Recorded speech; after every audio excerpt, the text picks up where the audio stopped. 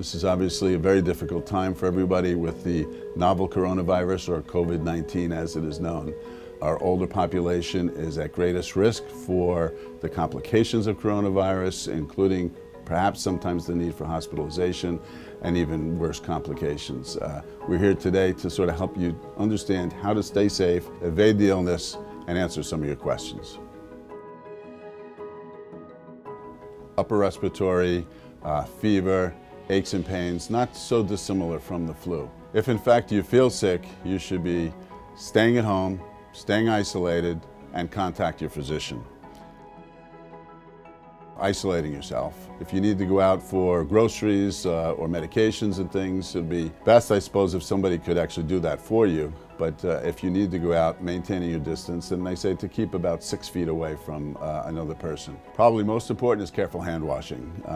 We all know about Purell and other disinfectants, and those things are terrific.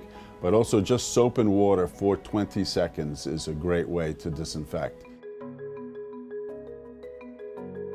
Many people need to keep their physician appointment, so the main thing to do is contact your physician and see what's the best way to carry out that appointment. Sometimes you'll be going in person, and other times there may be opportunities such as telehealth, FaceTime, Skype, maybe just rescheduling some of these things. Again, depends on what your primary care or whoever is your principal physician advises you to do. If in fact you are sick and you've got a routine scheduled appointment, you really should figure out a way to postpone that appointment. That's different than if you're feeling sick but you need to be seen to be evaluated.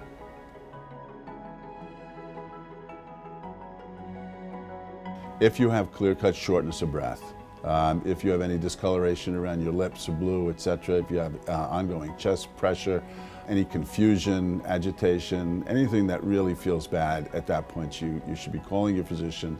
You may be asked to go to the physician's office, or in fact you may be directed to go to an emergency room. You probably should be checking in, 2 or 3 times a day and listening to the public health announcements, and I think people have been really good about keeping people informed as to actually what's going on. Not get too concerned about the growing number of cases, because as the testing increases, a lot of these people are actually relatively asymptomatic or mildly symptomatic. The other big issue is, how do I stay calm? How do I stay in contact with my family?